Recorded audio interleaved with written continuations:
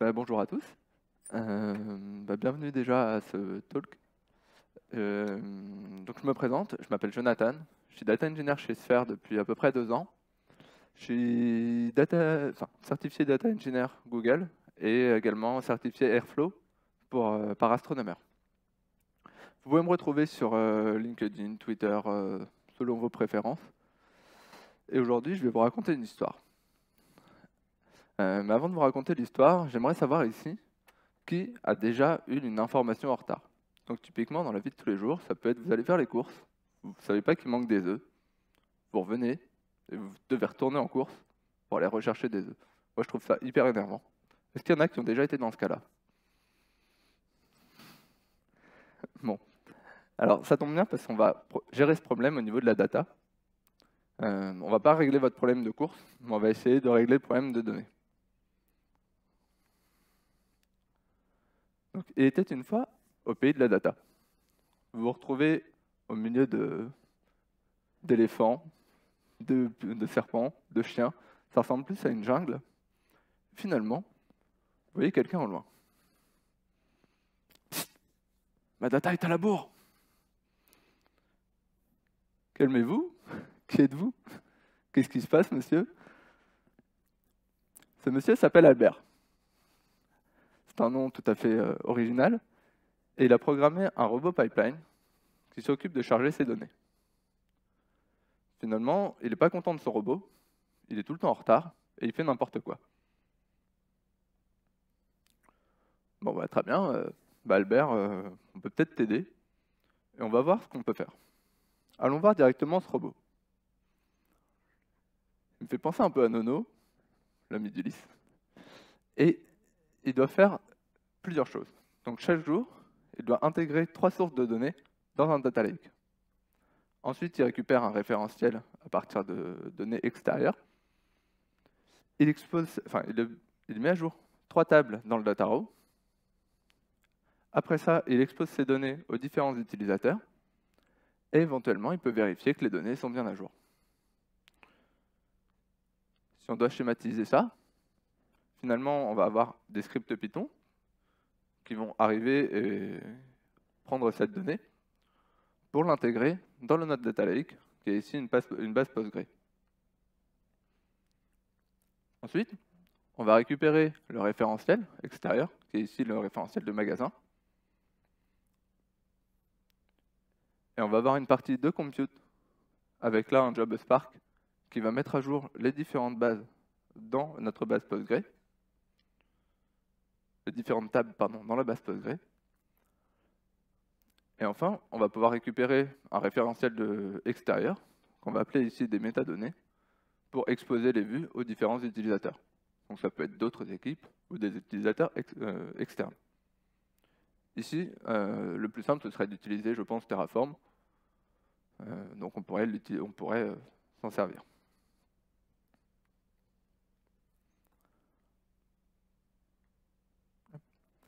Sauf que cette solution a plusieurs problèmes. D'abord, elle est sujette au retard. Donc on l'a vu, il y a plusieurs sources de données différentes, qui viennent de différentes équipes, et même une source de données extérieure.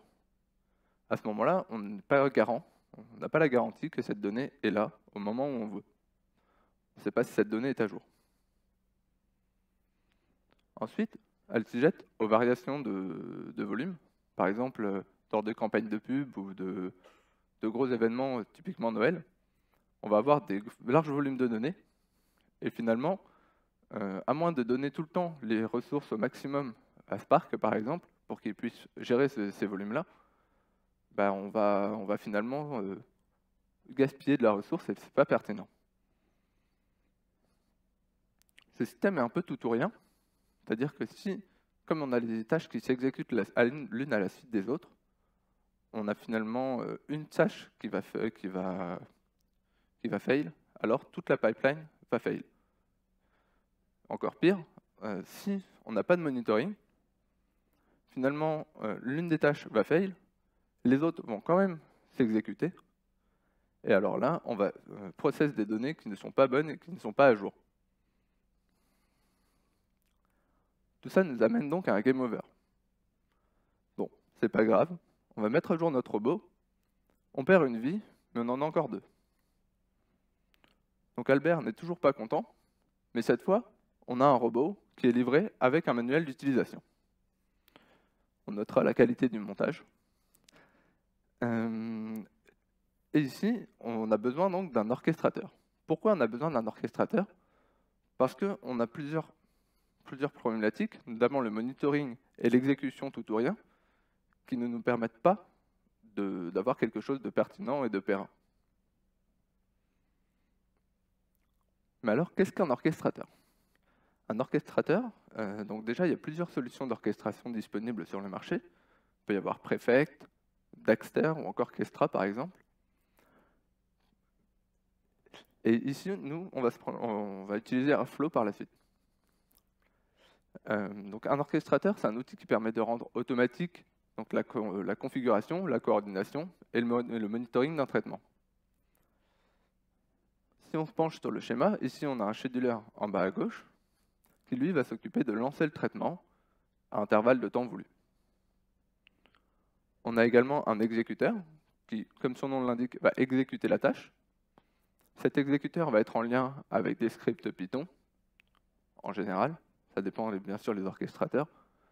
Et ces scripts Python vont être compilés et interprétés directement par l'exécuteur. Enfin, on a des métadonnées. Ces métadonnées vont être garantes finalement de l'état du traitement et de où en est le traitement.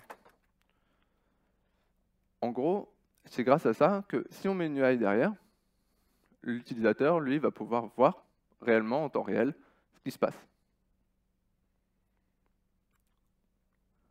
Maintenant, qu'est-ce que c'est Airflow?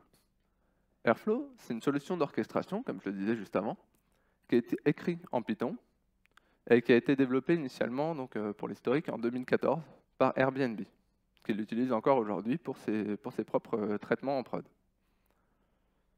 Ça a été repris par la fondation Apache en 2016, et ensuite c'est passé en Top Level Project en 2019. C'est une solution, du coup, qui est maintenant open source, de par sa fondation Apache. Et derrière, il y a une grosse communauté. Il y a 24 000 étoiles sur GitHub, à peu près 2000 contributeurs, et 8 millions de téléchargements mensuels. C'est à peu près l'équivalent de ce qu'a Spark, finalement, sur GitHub. Et surtout, cette solution est une solution d'orchestration as code, ce qui permet donc d'avoir quelque chose de maintenable, de versionnable et de testable. Enfin, on a une interface utilisateur qui permet de suivre et de monitorer nos traitements. Et pour le coup, je la trouve plutôt assez claire et assez intuitive. J'ajouterais à ça que Airflow est cloud agnostique, si je puis dire. C'est-à-dire qu'il n'a pas de provider dédié à ça. Même si on verra plus tard, il y en a qui sont plus ou moins adaptés.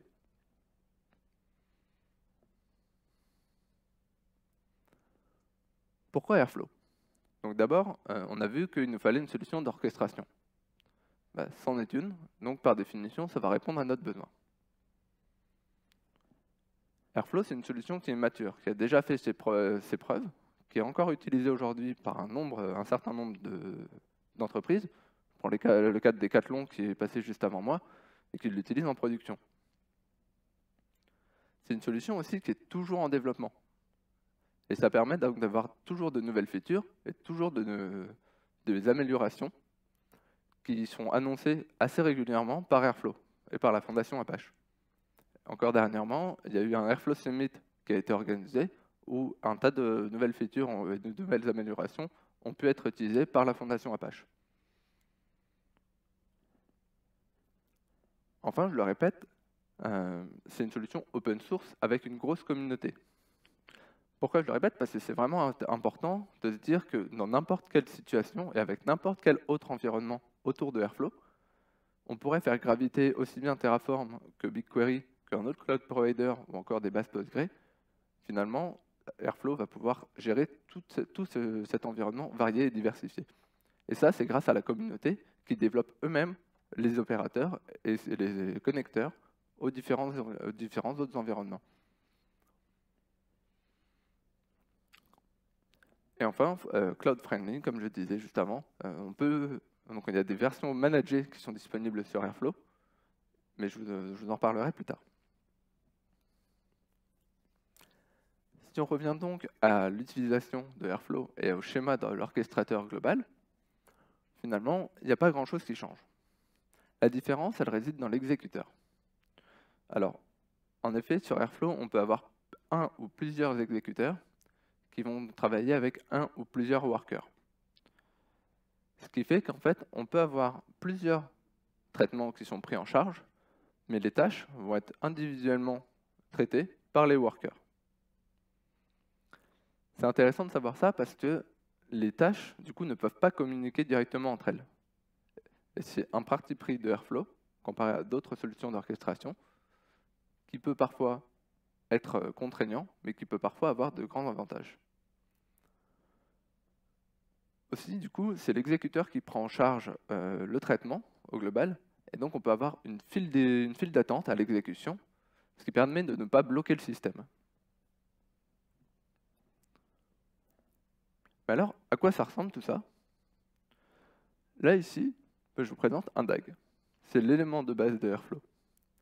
DAG pour Directed Acyclic Graph, qui par définition, du coup, est dirigé, non cyclique et graphique. Dirigé, ça veut dire quoi? Ça veut dire que les tâches vont s'exécuter l'une à la suite des autres. Ici, là, chaque carré vert est une tâche. Et ces tâches vont s'exécuter à l'aide d'opérateurs. Les tâches s'exécutent donc l'une à la suite des autres, et ensuite on peut avoir des branches. Ici, par exemple, en cas d'erreur, on va sur la branche du haut. En cas de succès, on va sur la branche du bas. Mais dans tous les cas, on va avoir une tâche à la fin, report, qui va s'exécuter. Ça permet aussi d'avoir des traitements de plus en plus complexes, et donc d'avoir aussi des retours et des alertes qui peuvent se créer en fonction de tel ou tel cas.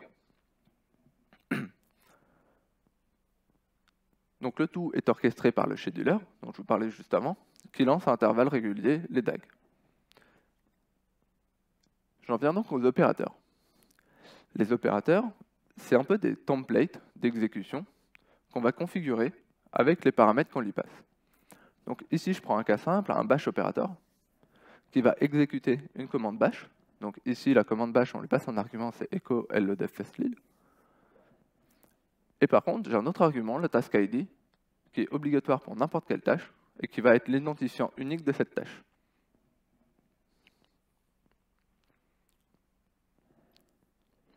Si on revient plus globalement sur le DAG, tout d'abord, on doit importer le DAG, enfin l'objet DAG, à Airflow. Airflow, il est bête. Il ne sait pas ce que c'est un DAG si vous ne lui dites pas. Ensuite, on va avoir plusieurs arguments intéressants. Donc le DAG ID, qui est l'identifiant unique du DAG, comme on peut avoir pour la tâche. Le schedule interval, qui va lui être l'intervalle de lancement de notre traitement. Ici, ça va être toutes les minutes. Une start date, qui va être la date de début, donc la date de commencement de notre traitement, donc à partir de laquelle les traitements vont être lancés. Un argument de catch-up qui va être en fait un argument qui va permettre de reprendre l'historique si jamais au moment du lancement du DAG. Et enfin, le tag, c'est une feature qui a été ajoutée avec Airflow 2 et qui permet de vraiment monitorer beaucoup mieux les différents DAG et les différents traitements. Parce qu'avant, on avait un amas de traitements et finalement, on ne pouvait pas les différencier. Et ça, c'est vraiment quelque chose d'intéressant quand on a plusieurs centaines de DAG qui tournent en même temps. Petit point d'attention du coup sur le catch-up, qui est sans doute le plus compliqué à comprendre ici. Il faut bien comprendre que ce paramètre va permettre donc de relancer les traitements non effectués, non exécutés, depuis la start date. Concrètement, ici, j'ai une start date qui démarre au 1er janvier 2021, avec un intervalle de temps qui se lance toutes les minutes. Si ici je passe le catch-up à true, alors là, il va y avoir quelques problèmes. En fait, ce qui va se passer, c'est qu'il va relancer l'exécution de l'équivalent de un lancement toutes les minutes depuis le 1er janvier 2021. Ça va littéralement lancer plusieurs milliers de DAG en même temps. Il faut faire très attention avec cette configuration. Heureusement, il y a quand même des garde-fous qui sont possibles au niveau de la configuration de l'instance de Airflow, donc plus globalement, et qui permet donc d'avoir un certain nombre de traitements en parallèle au maximum. Ici, ça serait vraiment pertinent de mettre ça en place, parce que le jour où il y a quelqu'un qui ne fait pas attention et qui push du code en prod qui a ça, ça peut littéralement faire planter la prod, parce que du coup, il va y avoir beaucoup trop de DAG à traiter au même moment, et le scheduler ne va pas suivre. Il y a beaucoup de configurations comme ça qui sont intéressantes, et donc si vous êtes amené à utiliser Airflow en prod, je vous invite vraiment à regarder ces configurations, ça peut sauver une prod pour le coup. Alors, Airflow, à quoi ça ressemble ?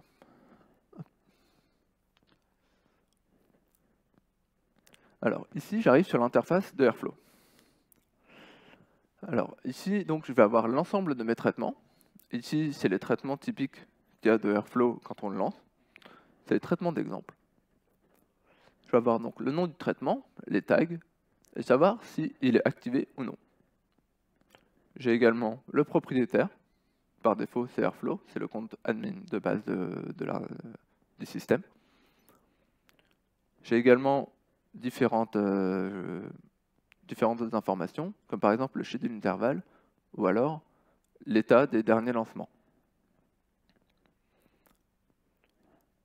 Ici, par exemple, si on s'intéresse à notre bash operator, on peut voir sur le graphique qu'il y a plusieurs tâches qui s'exécutent à chaque fois que mon DAG est lancé. Je peux également vérifier le code. Et ici, je vois comment est fait le traitement. Ce code, il est disponible dans le DAG folder, finalement, de Airflow. Ça veut dire quoi? Ça veut dire qu'il y a un répertoire de fichiers dédié à ça, qui peut être relié à une branche GitHub. Et c'est tout l'intérêt de la solution Ascode, c'est que à chaque fois qu'on va avoir une nouvelle version, Airflow pourrait se mettre à jour automatiquement.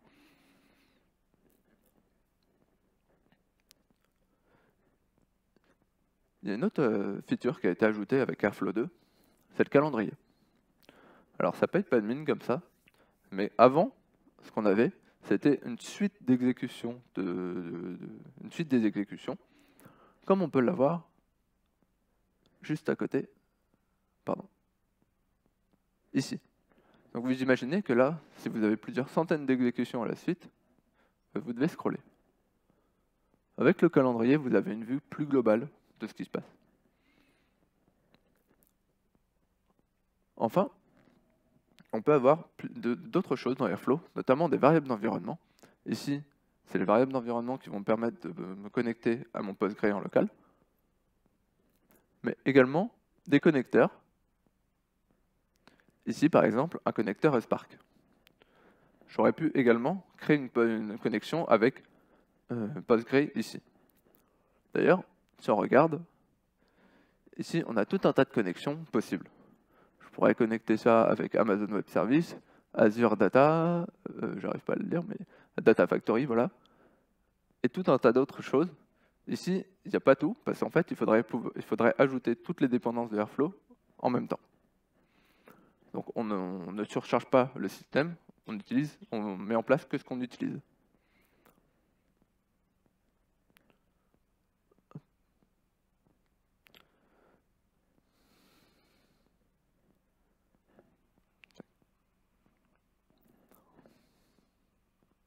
Voilà. Donc si on revient sur notre use case, finalement, on a toujours notre use case global, avec les 3 sources de données, la base Postgre, la phase de compute avec Spark et l'exposition des données. Bon, jusque-là, ça va. Alors du coup, si on revient sur l'interface de Airflow, ici je vois qu'il y a beaucoup de DAG, et donc je vais sélectionner ceux qui m'intéressent pour le DevFest. Vous voyez là l'intérêt du tag. Et on va s'intéresser ici à la partie on-premise.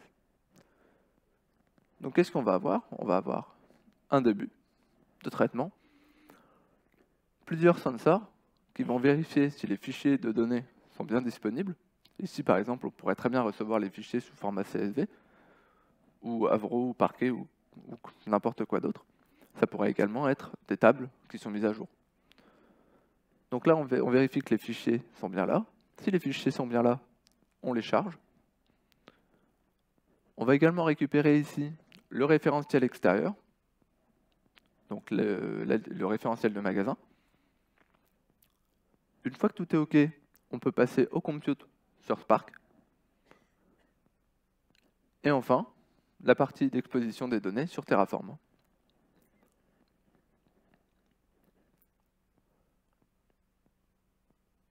Voyons voir ce que ça donne.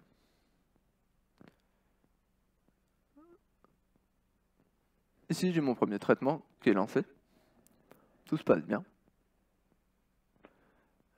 Alors, il met un peu plus de temps, c'est la phase de compute avec Spark. Du coup, j'en profite pour vous montrer une petite feature qui a été ajoutée et qui change un peu la vie pour les développeurs sur Airflow. Ici, c'est le auto-refresh. Ça n'a pas l'air comme ça, mais ça change vraiment des choses. Bon, il a fail. C'est dommage. Mais on aimerait bien savoir pourquoi. Alors d'abord, on va aller voir les logs. Ici, donc, on voit que le traitement Spark s'exécute correctement. Si on va tout en bas, hop,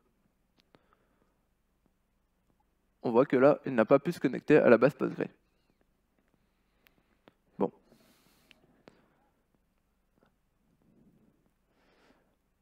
Là, c'est la partie rigolote, parce que moi, je vois rien. Hop. Finalement, on va voir notre traitement Spark. Et on voit que ici, finalement, c'est l'adresse de la base qui n'est pas bien fait. Bon, c'est pas grave. Est-ce que vous voyez bien? Déjà? Non, pas trop?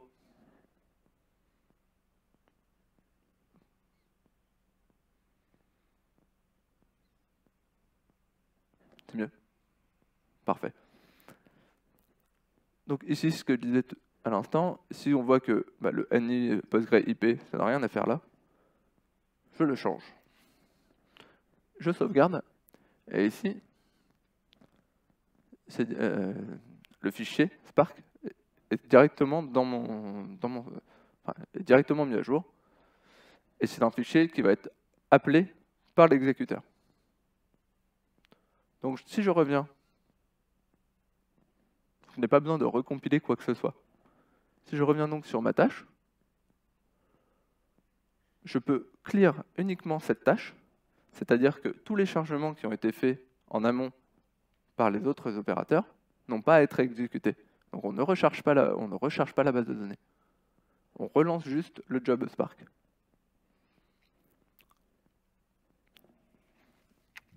Du coup, j'en profite pour boire un coup.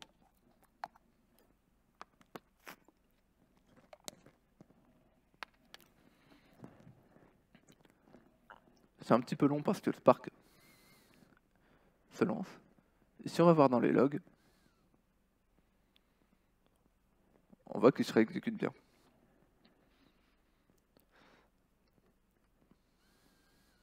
Hop. Bon, c'est pas relancé.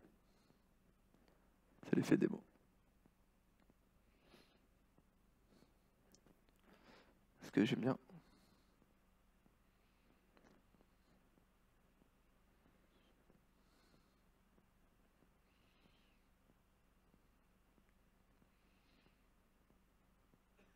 On va dire que c'est l'effet démo.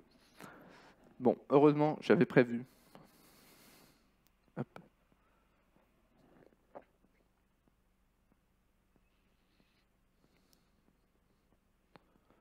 quand ça se lance bien. Hop.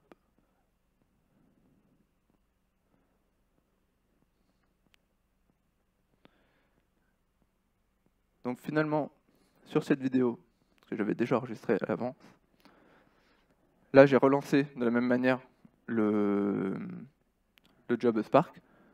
On voit qu'il s'exécute correctement. Si on va dans les logs, si on va dans les logs, en descendant, on voit qu'à la fin, on a finalement deux lignes qui doivent être injectées dans ma base. Et si je vais ensuite sur ma base Postgre, ici je vois qu'elles sont bien ajoutées.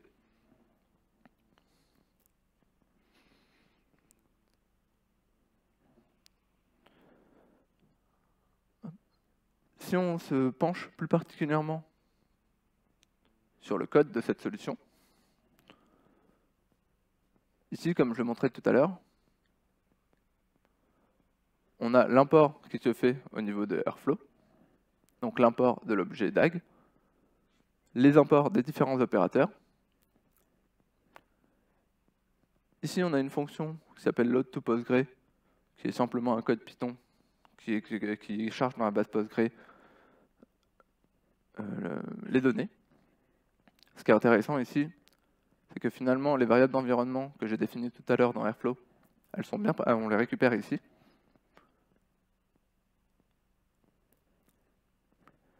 Et je déclare mon DAG. C'est la même description, la même déclaration et les mêmes configurations que ce que j'ai montré tout à l'heure. Et ici, on a un ensemble d'opérateurs. Ici, par exemple, un Python opérateur qui va appeler, ici ma fonction load to Postgre que j'ai définie juste avant, et auquel je peux passer les différents arguments. Donc ici, où est-ce que le pass du fichier et le nom de la table. Ce qui est intéressant ici, c'est le Spark Submit Operator, qui lui va donc exécuter un job Spark sur mon cluster. Et ici, il va récupérer en entrée. Ici, il va pull de la mémoire partagée de Airflow les informations que l'attache exécutée juste avant, donc le getRefFileName, a pushé. Ça veut dire quoi? Ça veut dire qu'ici, on a une mémoire partagée qui existe sur Airflow et qui permet donc de partager des informations entre les tâches. Vous allez me dire, mais c'est pas ce que tu disais tout à l'heure.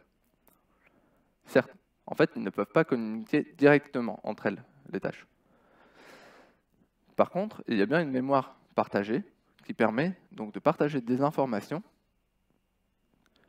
entre les tâches.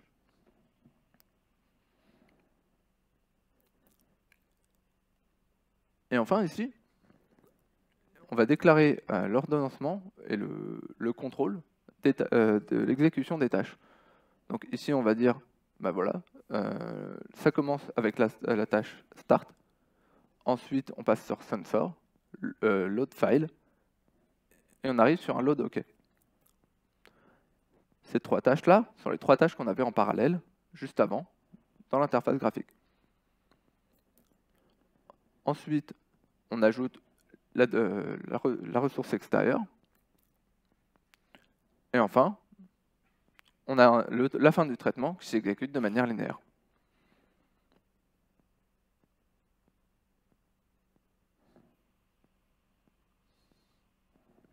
Ah.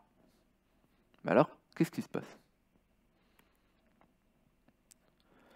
Qu'est-ce qui se passe ici? On a dérogé à quelques règles simples de Airflow. Les bonnes pratiques. Comme je le disais tout à l'heure, Airflow, c'est un orchestrateur. Donc par définition, il ne faut rien exécuter.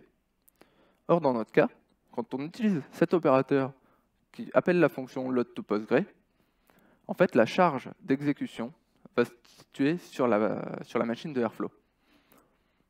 Ce qu'il faudrait ici, donc comme on charge des fichiers CSV, on pourrait définir un opérateur custom qu'on va écrire nous-mêmes, qui va charger directement un fichier CSV dans une base Postgre. On pourrait lui passer par exemple le chemin du fichier CSV ou encore le nom de la table. De cette manière, l'exécution va reposer uniquement sur les ressources de Postgre et non pas sur les ressources de Airflow. C'est donc la table qui va être garante et qui va garantir l'exécution de notre traitement.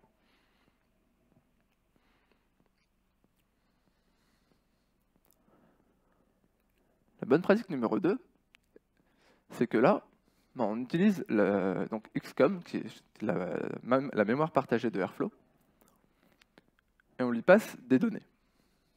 Chose qu'il ne faut pas faire. Il faut à la rigueur lui passer un pass ou un chemin, quelque chose comme ça. Pourquoi? Parce qu'en fait, la mémoire partagée de Airflow est persistante et elle ne se nettoie pas régulièrement, automatiquement. Ça veut dire que si vous chargez à chaque fois un dataset de plusieurs gigas, vous allez tout le temps le recharger et l'ajouter à la mémoire. Et finalement, on va avoir des problèmes de mémoire à la fin parce qu'il y aura, en fait, ça va prendre tout l'espace disponible pour Airflow.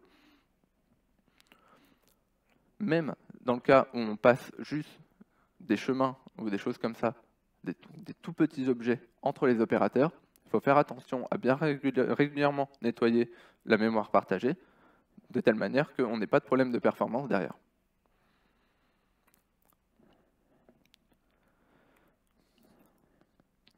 Ensuite, c'est plus, une bonne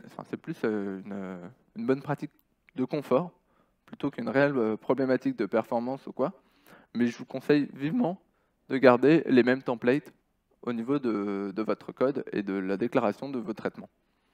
Par exemple, vous pouvez simplement déclarer vos opérateurs dans l'ordre dans lequel ils s'exécutent. Ça vous permettra donc de retrouver plus facilement votre code et donc de débugger plus simplement. Il y a également l'utilisation de l'objet default_arg qui par définition est un objet par défaut qu'on peut passer à tous les DAG et donc on va avoir une certaine cohérence au niveau global et au niveau de l'instance de Airflow. Aussi, éviter les traitements dynamiques, la génération dynamique de DAG. Alors, là ici on ne l'a pas fait, mais c'est une information intéressante. C'est-à-dire que si on a toujours le même template d'exécution et on a juste des paramètres à changer, finalement, on pourrait être tenté de dynamiquement générer les DAG. Sauf que c'est quelque chose qui n'est pas encore bien pris en charge par Airflow. Ça surcharge les exécuteurs et le scheduler et le système Airflow. Et par conséquent, ça peut amener des problèmes de performance. C'est une feature néanmoins qui a été prise en compte lors du dernier Airflow Summit et qui a été utilisée par l'équipe Apache. Et donc, on peut espérer qu'à l'avenir, on puisse générer dynamiquement les DAG.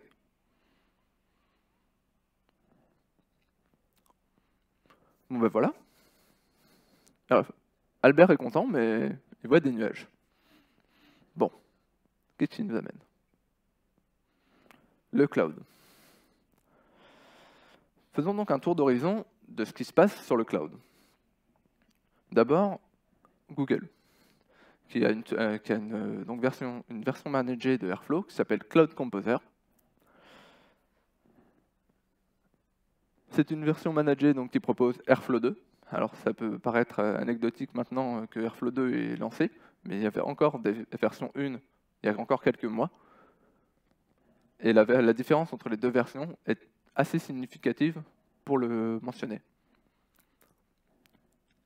La chose intéressante avec Cloud Composer et Composer 2, c'est qu'ils ont amené de la scalabilité dans Airflow. On peut donc définir à la volée le nombre d'exécuteurs, le nombre de schedulers qu'il nous faut. Et donc, ça permet de ne pas avoir des grosses instances de Airflow qui tournent tout le temps, parce que, mine de rien, ça coûte cher. Ensuite, l'intégration avec l'environnement GCP est juste formidable. On peut absolument tout faire sur GCP avec Airflow, avec les opérateurs qui sont développés par la communauté Apache. Donc, comme je le disais, tout ça, ça a un prix. Ça coûte cher, mais c'est aussi le prix à payer pour avoir une version managée. Enfin, je suppose que c'est une surcouche de Airflow. C'est-à-dire qu'en fait, c'est aussi pour ça que les versions de Airflow ne sont pas tout le temps à jour, et qu'il y a toujours un delta de temps entre les versions de Google et les versions de Apache. Et ça peut amener quelques latences parfois sur des points bien précis.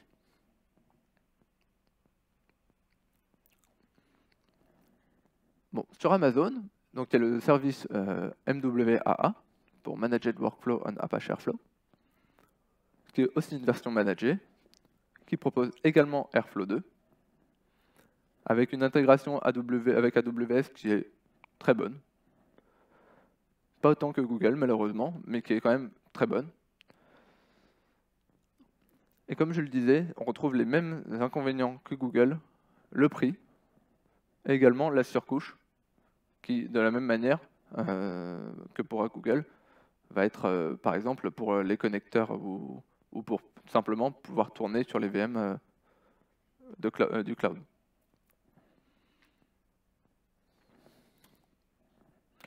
Ensuite, il y a Astronomer. Astronomer, c'est pas très connu, mais ça propose un service managé de Airflow, un peu comme Atlas propose un service managé pour MongoDB. Je n'ai pas testé la solution et je n'ai pas eu de retour à ce sujet-là. Normalement, il propose une certification sur Airflow qui est assez complète et assez intéressante pour les mentionner ici. Et alors, Azure dans tout ça. Alors, Microsoft n'a pas pris le pli de Airflow. Il n'y a pas de solution managée de Airflow sur Microsoft. Et c'est tout de même possible de lancer Airflow avec une VM Kubernetes ou quelque chose comme ça. En revanche, l'intégration n'est pas top, je trouve. Et du coup, ça laisse quand même à désirer de ce côté-là. Par contre, c'est un parti pris de Microsoft, et c'est tout. Ils ne proposent pas Airflow, ils n'ont pas voulu prendre le virage de Airflow.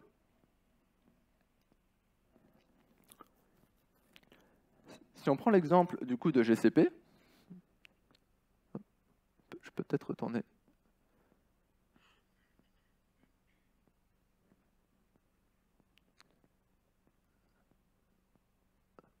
Ici. Si on prend l'exemple de GCP, je vais donc avoir globalement le même DAG et le même graphique que tout à l'heure, mais avec des opérateurs différents. C'est-à-dire qu'on retrouve nos 3 sensors qui vérifient si le fichier existe. Donc au lieu de file sensor qu'on va exécuter en local, ce sera par exemple des cloud storage sensors. Il y a également des opérateurs qui permettent de charger directement un fichier de cloud storage vers BigQuery. Ici, au lieu d'utiliser par exemple un Job Spark, qu'on pourrait utiliser néanmoins avec Dataproc, on peut également utiliser Dataflow ou Google Workflow, qui pourraient également faire le travail, selon vos besoins. La partie qui était un peu masquée par le Job Spark, donc de la mise à jour des 3 tables, ici est divisée en 3, avec des BigQuery opérateurs qui exécutent directement les requêtes sur les tables SQL de BigQuery.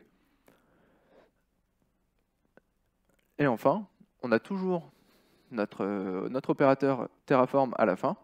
Donc ici, je ne me suis pas attardé dessus, parce que ce n'est pas l'objet du talk, mais on pourrait très bien mettre en place un opérateur Terraform avec une instance de Terraform à côté, etc., qui exécute donc la commande bash en lien avec les métadonnées et exposer les vues sur BigQuery.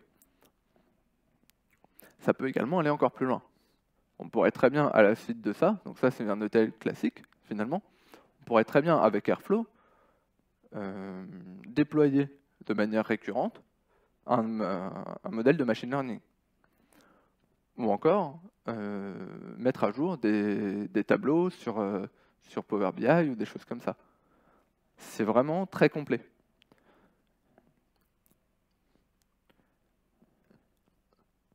Et quand je parlais tout à l'heure on ne change que les opérateurs, finalement, l'opérateur, par exemple, ici, l'opérateur qui permet donc de charger les fichiers CSV de Cloud Storage vers BigQuery, il ressemble à ça. On a un task ID, qui est l'identifiant unique, le bucket de GCP sur lequel se trouve le fichier,